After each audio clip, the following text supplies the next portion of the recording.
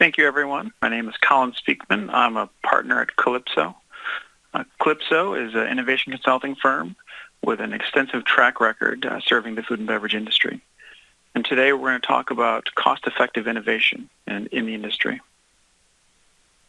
The first slide of where I would start off is to talk about really some of the top-line challenges the industry faces. And that is about the disruptive market forces in food and beverage. On slide 2, you can see that there's really 3 huge drivers that are causing and impacting the industry. Some of them are regulatory driven, such as nutritional facts and label transparency, as well as a big buzzword in the industry, which is the Food Safety Modernization Act, or FSMA. You also obviously have some challenges regarding competition, whether that's from private label, small to mid-tier manufacturers driving exceptional growth in the category, or even from consumers in terms of their demands for transparency or for healthy, local, sustainable, as well as fresh, as well as the conversations that they're having through social media regarding foodborne illnesses. As a result, a lot of organizations are really being stressed and seeing some of the challenges of really maintaining their business. So that's on the top line. On the next slide, we can talk a little bit more about the cost pressures that are driving aggressive cost-cutting initiatives. These are some of the traditional ones that you're seeing in terms of headcount reductions in organizations as people try to do more with less. Another big one is zero-based budgeting, where organizations must understand and communicate and align to spending during their annual year process. But instead of just justifying changes to the previous year, it's really about doing it from the very bottom. So justifying every headcount, every initiative, and every program, as well as supply chain financing, finding ways of extending payment terms to suppliers and using some of that as using that capital to finance operations. Now, with all of that, it's really causing really stagnant top-line growth. You've seen several food and beverage organizations where their long-term top-line targets have been revised down in the recent quarters, going from the 3 to 4% range down to a roughly 1 to 3% range. As you can imagine, you've got the top-line impact, you've got cost impact. If you think about it in terms of where you need to go, on the next slide, it's all about the imperative for innovation really has never been greater. There's that need to develop true revenue-generating products that can help propel an organization forward, keep it profitable, and keep it really in the consumers' and investors' good graces. But on the next slide, I talk about the fact that in research, we found that there really aren't many companies that consistently do this well. In fact, fewer than 20% of innovations generate more than $10 million in sales in the first year, being able to drive true value on launch. And so with that in mind, it really creates a situation where organizations can't just take the ideas they have that have been put into their pipeline and launch them in hoping that something sticks. It's important to focus on what are the right ideas and how do we move them forward in an effective and efficient manner, and make sure to do that in a way that's going to benefit the organization. And so when I think about that and try to sum that up, the next slide talks about how to be cost-effective in innovation, it really is about running innovation like a business, managing the ideas. It's making sure that when you're talking about those ideas and turning them into concepts, that they're qualified. It's about aligning a portfolio with investment allocation and overall marching towards consistent and agreed-upon business goals. Now, by doing this, companies have been effective in managing their innovation processes and getting real benefits. On the next slide, I have some information here regarding what that's looked like. So from the top, you can see that cycle time reductions can help. This frees up resources to focus on the right initiatives and the right projects at the right time. By doing so, it also improves portfolio value, because here you're making bigger bets because you've invested in it up front to make sure the concept is qualified. And as a result, you're seeing that this also helps drive profit margins of new products, making sure that what's coming out the innovations coming out is effective and efficient in terms of the investment. So that's, as I think about the industry of what it's looking like, some of the issues that they're facing, as well as something to consider in terms of why it's important to run innovation like a business. Over the next couple of slides, I'm going to start talking in more detail about what that really looks like. First, as I think about it, it's about in driving business innovation in a constraint-based environment really requires several factors. You can see that this involves thinking about innovation in terms of a strategy, in terms of creating some clarity or certainty up front. It's about systematically turning ideas into concepts.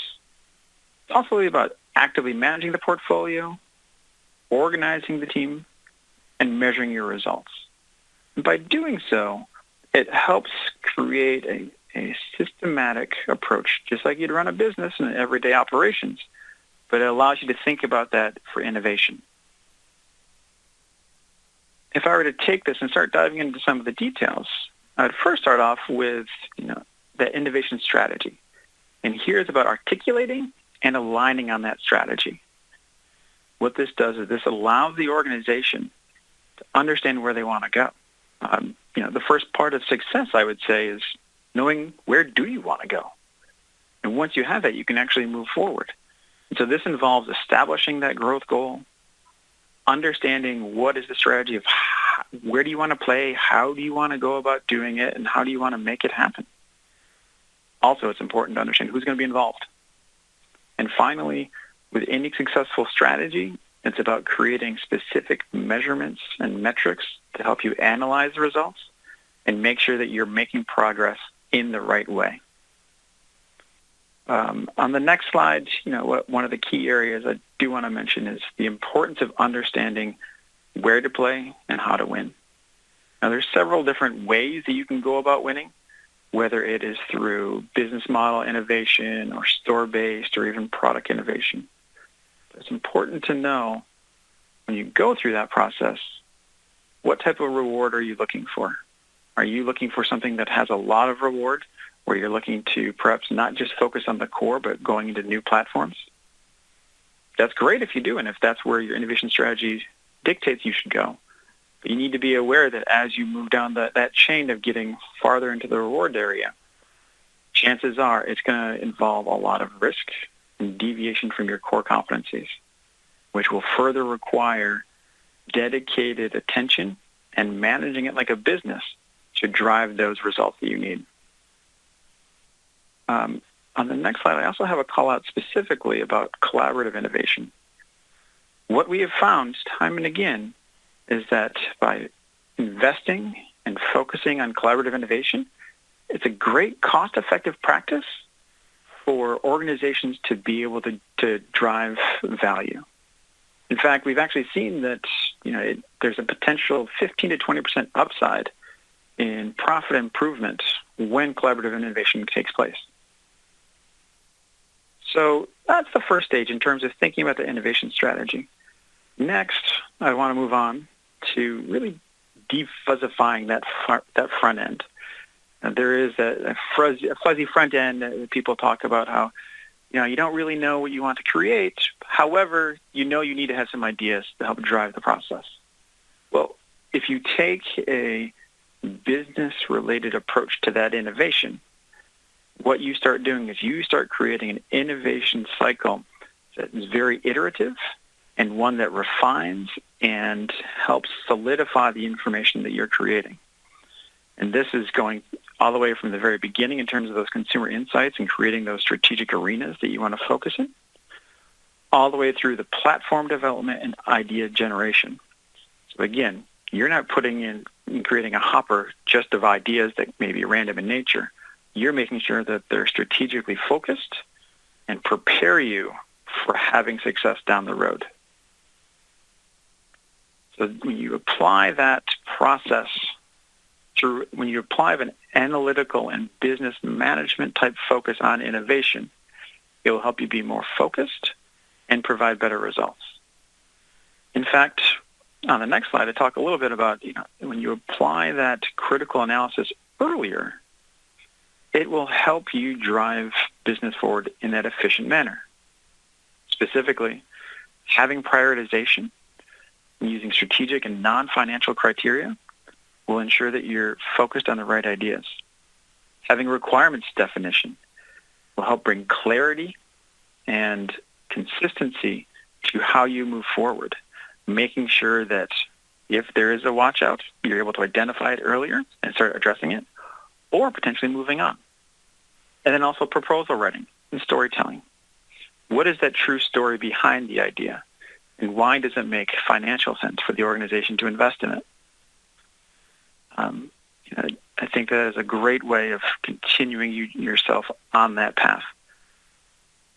Now, once you have some ideas, you need to turn them into qualified concepts.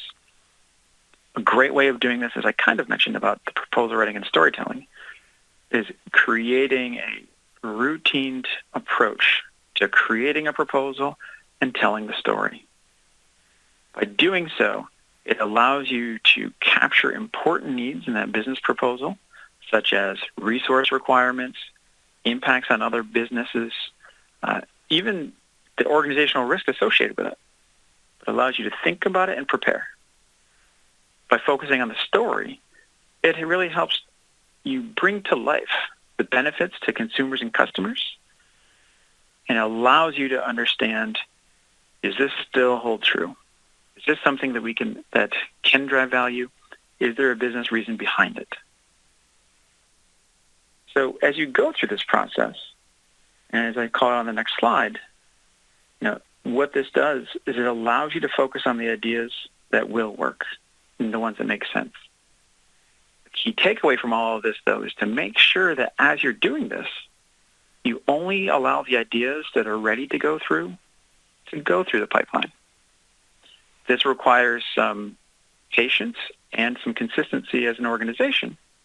However, when you do so, you start focusing on the right projects at the right time when the proper due diligence has been put into it. As a result of it, you can start driving value and making sure that you're making those appropriate big bets. Now, as I think about we've talked about the ideas and qualifying them. We've talked about how to make sure that we're prepared to go into the pipeline. Now, when I think about actively managing the innovation portfolio and what that looks like, the first answer that I have to give is there isn't just one portfolio mix that is right for everyone. It depends on your innovation strategy. But if you've laid that out and you've thought about it, what is required in terms of growth, you're able to identify what is the right mix within your portfolio. Now, just because you have a strategy and you've created it up front, you shouldn't just put it on the side. It's something that should be incorporated and built into your overall evaluation process. So actively managing your portfolio and investment allocation will ensure that you're staying true to all that time and energy and decisions that you made up front in developing innovation strategy. When you do this, you make sure that you're not getting off track. You're not chasing what could be a quick trend. And you're also making sure that you're investing every dollar effectively and efficiently as you try to innovate within the business. In addition to all of these, there's also some other enablement that comes about from innovation portfolio management. And that's about improving visibility. Allowing the key stakeholders and those aware to fully understand where the portfolio is going and why it's going. Again, as I mentioned earlier, in terms of having the business proposal and the story, once you've identified that, communicated it, solidified it, you now have the visibility that you can provide and say, this is why we continue to invest in this. We believe this is something that's going to be effective for the organization and drive long-term value. It also helps you pick the winners. By doing so, as I'd mentioned before, it allows you to effectively and efficiently allocate your resources, both financially as well as people, on the ideas that continue to excel and the ones that will drive that long-term value. It also helps you optimize value. You optimize the value of your investment. It allows you to be cost-effective and cost-efficient. Now, on the next slide, I'm going to talk a little bit about the fact that when it comes to innovation, it's not just about new product development innovation. You can also run cost improvement projects as part of your portfolio as well. I've seen several leaders within the food and beverage industry who have used their innovation portfolio management program, which they run like a business, and they've run cost improvement projects through that. And they've done so to deliver significant amounts of savings. By doing so, they unlock financial resources that they can then use to reinvest into innovation to support growth. So again, you're removing cost out of your current performance system and moving it into driving long-term innovation. Those big bets, the ones that, because you've been going through the process of developing an innovation strategy and developing ways of making sure you're investing in the right areas, that you're investing even more and making sure to drive those bigger bets faster. So I've talked about the financials. I want to move on into how do you organize and reward for success. And here there's two different parts that I see. There's the performance engine of what has been going on and what has brought the business to its current place. But then there's also the importance of the innovation engine. Now, the performance engine really is the ones about executing and continuing to bring in the current revenue, current business model. The innovation engine is one that helps bring in breakthrough innovation and allows you to really think big, act small, learn quickly, and quite honestly, to fail fast. By doing this, having some limited shared resources, it allows the organization to continue to execute as it is today while having a dedicated group to help drive lasting and impactful innovation going forward. And it's important as you're going through all this that goals are published and tied to individual performance. And these goals go all the way from the top in terms of corporate goals all the way down to the individuals. By tying it in, you are organizing and rewarding the team for success, making sure there's alignment. Next, so we've moved everything through, you start getting to the end. Unfortunately, a lot of organizations skip this part. Yet this is probably one of the areas that can provide so much meaningful information and details to an organization that can truly help drive success. Because by doing a results analysis after launch allows you to understand and learn what went right, what went wrong, what can we as an organization do differently to ensure that we have more right than wrong. And investing the time and energy in here allows for that feedback loop to be closed, allowing the organization and everyone involved to understand, so here's how I get better. It's not just through a story of, I think that we can be better because of X. Now it's based off of an evaluation of performance and an identification of areas that didn't quite work out the way that they were planned. But more importantly, how can you then react to that so that the other ideas and innovations that are back in your portfolio have some of those course corrective actions applied to them, getting smarter as we move forward. Now, when I go to think about how this wraps up in terms of how to have an impact, on the next slide, it's important to know that you need to triage the results at that large level and then also at the smaller level. And so when you're doing that those innovation results analysis, it's about understanding why and how do we get better. And this is true not only of how it was and how it came to life when it was launched, but also to understand how did it measure up versus the business proposal?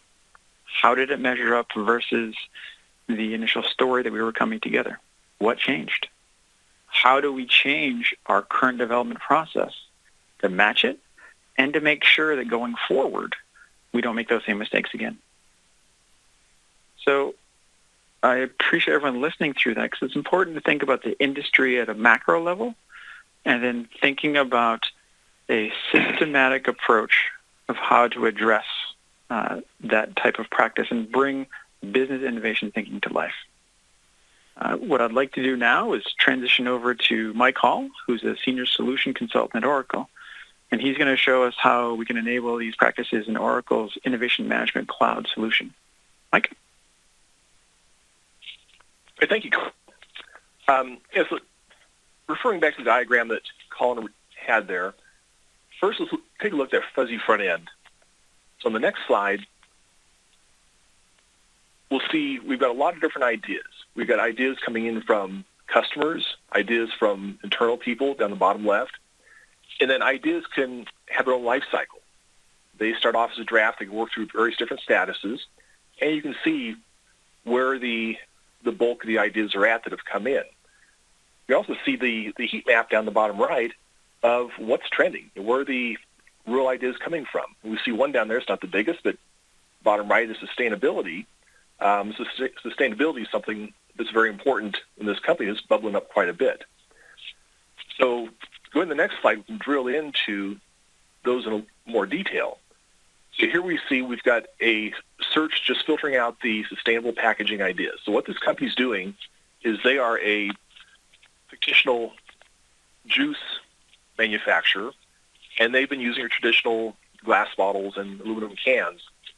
And they want to go to something that's more sustainable, but it's also different, something that will get the market's eye and get people to say, well, this is different, this is really sustainable, and grab that off the shelf and go with it. So they've listed a number of ideas. Like Colin said, we want to look at ideas and rate them and rank them, not from a financial standpoint, but just from the idea itself. How good is this idea? So on the left, we see a number of different ideas, paper pulp foam juice bottle, box bladder, bamboo container, a lot of different ideas, and you can see the voting there. What percentage of people like each one, how many like it, how many don't like it. So you can start to go through and just get a rough idea of what's really resonating with people. These can be customers voting on it, can be internal people voting on it, and really trying to figure out which one's bubbling to the top to really be the best idea best ideas to go forward with. On the next slide, first to put an idea in is very simple. All it's need to get an idea is just give it an idea, the name, give it a short description, and the type of idea. So in this case, these are product ideas, packaging ideas. Like Colin mentioned, you also have different types of ideas. You might have a process improvements. Take the little suggestion box from the lunchroom or in the office and put those ideas in. It could be IT projects. People can submit IT projects request. It gives you a way to look at all the ideas coming in, all the requests coming in, prioritize those, put some financial numbers to which ones are going to give the return, the best return for the investment. So on the next slide, we'll drill into this paper pulp juice bottle in more detail. So here we can really flesh out that description, start to build the story around that idea. We can have attachments down below. You can see there's one attachment there. And at the very bottom, we have linkages to other objects. We have the concept. So Colin mentioned that taking ideas, turn them into concepts. So it already has a concept developed for it. We also have the voting buttons on the top right, and then you can have running comments. So people can type comments into this and keep track of those comments about this idea and run a little dialogue. It's also integrated with the Oracle social networks on the next slide. we'll see the Oracle social network pop up on the right-hand side. And this is that running dialogue or running exchange of information or correspondence about this idea. So rather than having to keep them all filed in your Outlook inbox someplace or different folders, you can keep all the, in essence, all the emails, all the communications and documents in one place that are related to this idea. So now to go to the next slide. So there's our, as a short look at ideas. Now we'll take a look at the concept. This looks like good ideas, got some good information or interest about it. Let's start to flesh this out and see what it could actually look like in reality. So in the next slide, we'll see the concept, this paper pulp juice bottle. And we have a couple of different alternatives. Looking down the center, you'll see the check marks different areas. We have one option for a screw top, one for a cork closure, one for a sports cap. So we're going to evaluate just different alternatives within this one idea for the paper pulp form juice bottle. And we can roll cost up, weights up, other information about it. You can add, for easy to extend it, add more columns. You can track information, roll it up. So you can really start to develop this idea. For packaging, it's not terribly complex, but if it's a process improvement, a new production line or capital expenditure, this really lets you build that theoretical bill of material without having to actually start creating a bill of material. You just give it a name, create a line, add information about it, and evaluate the different alternatives. Let's go to the next slide. Now we take that concept, and now we'll start putting dollars to it. We'll flesh it out even more, so the business case can go even deeper, better justification of why this is a great idea, and start to categorize. What kind of business units fall into what product lines. You create different categories and buckets to drop it into. And then the financial performance, that is generated from the cash flow, from the projected revenues or savings and the projected expenditures. So on the next slide, we'll go to the cash flow tab. And here we're just looking at the portion of it. And we see the different categories, types of costs and the status for a new idea is going to be projected, but as this idea or proposal starts moving through the process and starts getting acted on, starts incurring cost, you can start to record or capture actual cost against it. So we'll see in a little bit, when we get to the portfolio, you can take this brand new idea, how does it look against projects that are currently in flight? If we got something that's much better, gives the ability to look at here's what's potentially coming up, here's what's already in flight, consuming resources and dollars. You might move things around a little bit or prioritize them differently. So the next slide, now we'll look at the portfolio. So we've got a number of different sustainable packaging ideas identified, and we've got proposals developed for a number of them. We'll bring those into a portfolio with a couple of different scenarios, along with some other projects that are out there running. So next slide, we'll see the portfolio. And here on the bottom left, I've got a number of different proposals. You can see the one down towards the bottom, the bacon-flavored vitamins, is already incurring cost and revenue. It's got a margin already recorded. But we're looking at just the sustainable packaging scenario at the top. So we've got four different items checked on that. On the right, we start to take a look at these and evaluate the different proposals and see how they look. So our paper pulp form juice bottle is the big yellow circle, and on the left axis is net present value, and on the bottom axis is the probability technical success. So this has potentially much greater net revenue than the other ideas, but it's also a little bit riskier. It might be a little tougher to pull it off and actually get it to production. On the bottom, we're looking at the revenue versus consumer or market success. So the same thing, it's still much higher revenue, but has much greater potential for market success. So if we can pull this off and get it to market, it could be a great winner. Now, on the next slide, we'll see all these scenarios. So we've got the sustainable packaging scenarios, plus some other consumer product projects and proposals that are out there. So in the top graph on the right, you see the paper pulp juice bottles, the red's the same place. It's higher net present revenue and everything else. And the big green one is our bacon-flavored vitamins. And the size of it's the number of resources. Bacon-flavored vitamins can take a lot of resources, but not going to return potentially revenue that the paper pulp bottle does. Look at the bottom one. The bacon-flavored vitamins is that big yellow one, and it's got probability of commercial success isn't that great. Not everybody loves bacon, but I guess I don't think it's going to be that great a product once it hits the market. But the purple one top right is the paper pulp form juice bottle. Very successful, much higher revenue projections than the bacon-flavored vitamins and all the others. So here you might make that decision. Do we continue on developing the bacon-flavored vitamins at the rate that we are? Or would it make more sense to take some of those resources, because it's consuming a lot of resources, a lot of cost, and put those towards accelerating the paper pulp form juice bottle and try and get that to market sooner and start realizing those greater benefits sooner than might have planned initially. So next slide, we'll look at the resourcing and manpower. So here we see the various different projects in the timeline, the dates when they are proposed to be consuming, in this case, the design engineer resource pool. And below we can see the red line is our capacity of design engineers, and the bars are the cumulative stack of the projects that are going to be consuming this resource pool. So we're over-resourced a little bit, or a couple of periods, so we need to move things around. So you can grab the bars, slide them back and forth, and readjust the timelines and the resource demands to try and level out your resource demands in the future and balance your loads. So you look at various different resource pools that you identify. So next, now we'll take a look at the innovation project management. So on the next slide, we'll see an example of a project plan.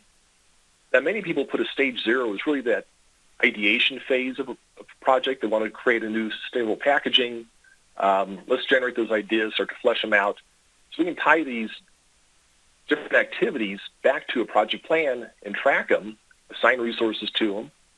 And if we, on the next slide, click on the paper pulp form juice bottle, we see that this work item is a concept. So the concept that we looked at that's tied back to it, I can go directly there. And we can also automatically update the project plan. So as that concept for the paper pulp form juice bottle moves through its approvals and eventually hits the submitted phase, this task will complete. So it saves chasing people down to say, please update the project plan with where you're at. As you update the work items, they automatically update the project plan. So next, I'll turn it back over to Colin. Thanks, Mike. I think that if I were to summarize and think about this webinar so far, lots of great ideas, lots of practices. Mike just showed a way of organizing and capturing this information in a really easy and straightforward way. How to get started is something that I would wonder. And there's the traditional path in terms of taking stock and understanding what do you need from innovation and from the front end, and starting to prepare and build a group of stakeholders that will help, one, share that vision, but two, help bring it forward and start institutionalizing and developing the internal capabilities to bring a business-like approach to innovation in a cost-effective manner. Taking that, then building it out into a pilot with early adopters, and then start scaling it based off of the success from the pilot. However, with another click on this slide, I think that what we can also see is that when it comes to scaling that up, it may very well be that you need to just start acting on it. You may know that it's important to actually go ahead and start driving value now and start taking action. So I hope you have found this conversation informative in terms of different practices and ways of bringing it to life. And I think that that wraps up the conversation.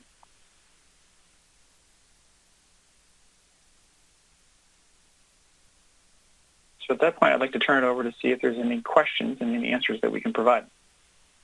Thank you, Colin. It looks like we have some questions that have came in. The first question is, what is the impact that regulations like FSMA have on innovation?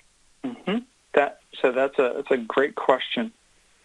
When I think about regulations and FSMA specifically, the impact that it's had on organizations when it comes to innovation is really helping to push them to think more strategically about the innovation they need to do. So making sure that they're not just chasing ideas, but they're being smart about the ones that they're pursuing. But secondly, it's reinforcing the need for transparency and for understanding what is that vision that you want to go with.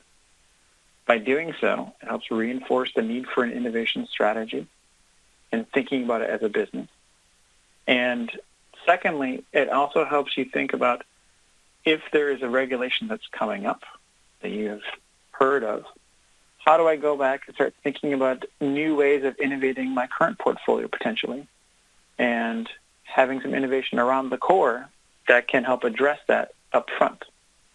So it helps give a framework and also kind of expose the need for business with an innovation. All right, great. Thank you.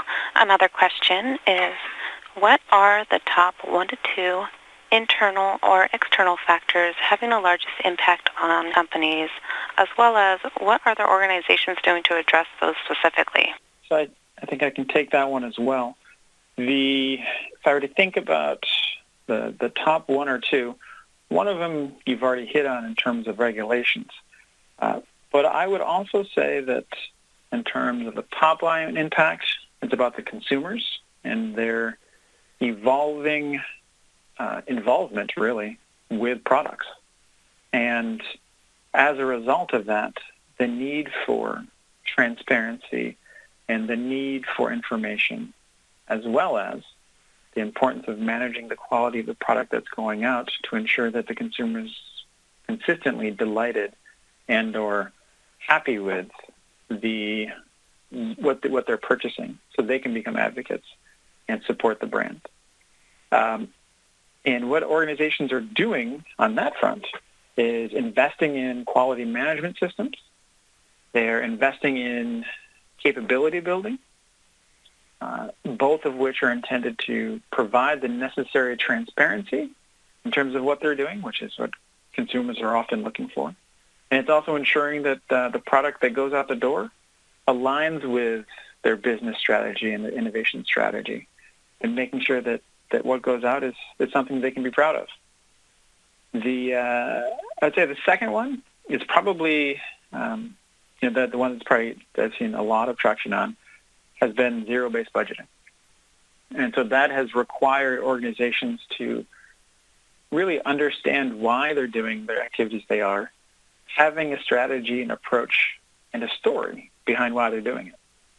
And so again, by going through and thinking about innovation and creating the detailed business proposal and creating the story behind it, it allows you to take a detailed and effective approach to innovation by making sure that story sits well, not only within the organization, but also fits well with customers.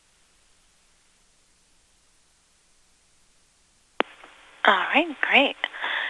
Another question, how long does it take to implement Oracle's Innovation Management Cloud solution? We've had partners complete implementations in as few as a couple of months. It's cloud-based, so there's no installation of hardware, just a subscription, start the subscription, go through implementation, configuration, and you'll be up and running pretty quickly within a couple of months. Okay, well, thank you, everybody, for joining. Hope you enjoyed the presentation. And if you have any questions, here's our contact information. You can reach out to us. Thank you very much.